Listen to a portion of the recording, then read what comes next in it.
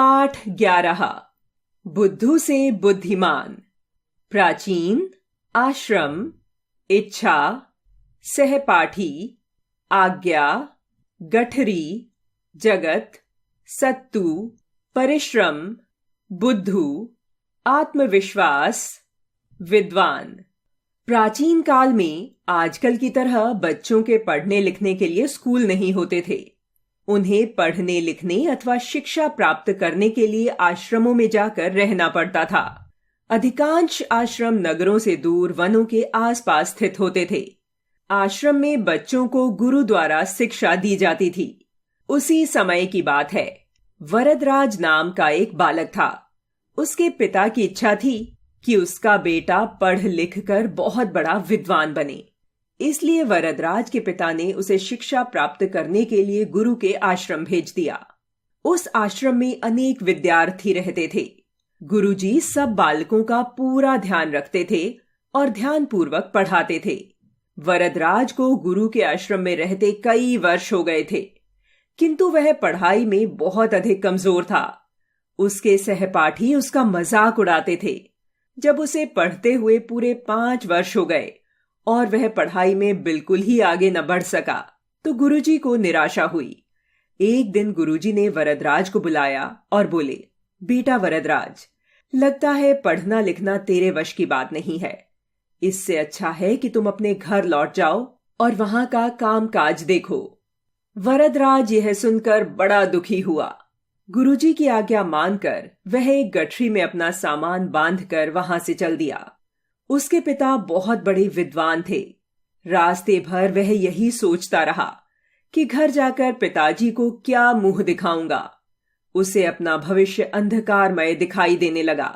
रास्ते में वरदराज को भूख लगी।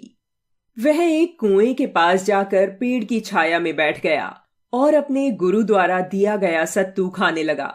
सत्तू खाने के पश्चात वह पानी पीने के लिए कुएं की जगत पर गया। उसने रस्सी बाल्टी उठाकर कुएं से पानी खींचा और उसे पीने लगा। पानी लेते समय उसकी दृष्टि कुएं के जगत के पत्थर पर पड़ी। उसमें जगह जगह गड्ढे बने हुए थे। वे गड्ढे रस्सी की रगड़ से बने हुए थे।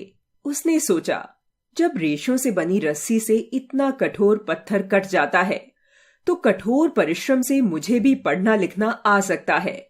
फिर वरदराज ने मन ही मन निश्चय किया, मैं भी परिश्रम करूंगा और पढ़ना लिखना सीख कर रहूंगा। अब वरदराज में आत्मविश्वास जाग उठा और उसका सीना तन गया। उसने हाथ मुंह धोया और घर जाने की बजाय वापस आश्रम की ओर लौट चला। जब वह आश्रम पहुंचा तो उसे देखकर गुरुजी ने पूछा, बेटा वरदराज, तुम घर नहीं गए? वरदराज ने गुरुजी के चरण स्पर्श किए और बोला, गुरुजी, अब मैं जग गया हूं। अब मैं पूरी लगन और परिश्रम से पढ़ाई लिखाई करूंगा। आपको शिकायत का अवसर नहीं दूंगा। गुरुजी उसकी बातों से समझ गए कि वरदराज दृढ़ निश्चय तथा नए उत्साह व आत्मविश्वास के साथ लौटा है, इसलिए अवश्य ही कुछ विशेष करके दिखाएगा। वे बोले, ठीक है, यदि तुम पढ़ाई कर सके तो मुझे प्रसन्नता होगी। अब वरदराज ने पढ़ाई फिर से शुरू कर दी। वह रात को देर तक पढ़ता रहता और प्रातः शीघ्र उठ जाता। अब वह एक क्षण भी व्यर्थ नहीं करता था। धीरे धीरे उसे ज्ञान का बल मिलता गया और वह जो भी पढ़ता उसे तुरंत समझ में आ जाता। गुरुजी जो भी पढ़ाते उसमें पूरा ध्यान देता और पूर्णतः समझ लेता। उसमें इस परिवर्तन को देखकर सभी ने दांतों तले उंगली दबा ली। अब उसकी गिनती आश्रम के मेधावी और प्रतिभाशाली विद्यार्थियों में होने लगी। पढ़ाई के प्रति वरदराज की लगन तथा उसके परिश्रम को देखकर गुरुजी बड़े प्रसन्न हुए। अब वे वरदराज को विशेष महत्व देने लगे थे। वे वरदराज की उन्नति को देखकर सोचने लगे थे कि अवश्य ही यह बालक एक दिन उनके आश्रम का नाम रोशन करेगा। हुआ भी यही। यह वरदराज आगे चलकर बहुत ही बड़ा विद्वान बना। वरदराज ने पाणिनि के व्याकरण को समझने के लिए लघु सिद्धांत कौमुदी की रचना की। उन्होंने एक अन्य संस्कृत व्याकरण मुग्ध बोध की रचना भी की। इस तरह अभ्यास एवं परिश्रम के बल पर बुद्धू वरदराज बुद्धिमान या विद्वान वरदराज बन गया।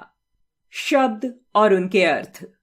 प्राचीन, पुराना, एंशंट। इच्छा, कामना, डिजायर। विद्वान, ज्ञानी, स्कॉलर।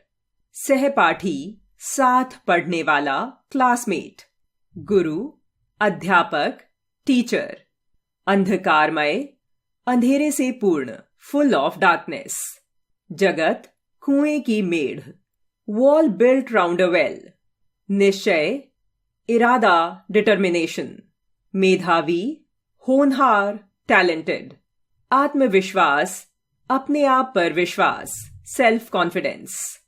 अवसर, मौका, चांस। लगन, रुचि, इंटरेस्ट। बुद्धू, मूर्ख, फूलिश। बुद्धिमान, चतुर, वाइस।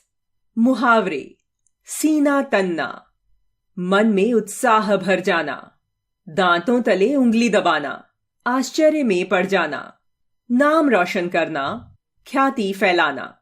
शब्द शक्ति, पर्यायवाची शब्द। बच्चा, बालक, बाल, लड़का।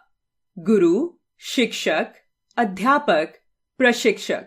जंगल, वन, अरण्य, कानन। पानी, जल, नीर, वारी।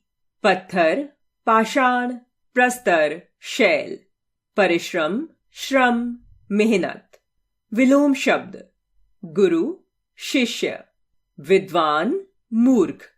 निराशा, आशा। दुखी, सुखी। छाया, धूप। कठोर, कोमल। जागना, सोना। उत्साह, निरुत्साह। प्रातः, संध्या।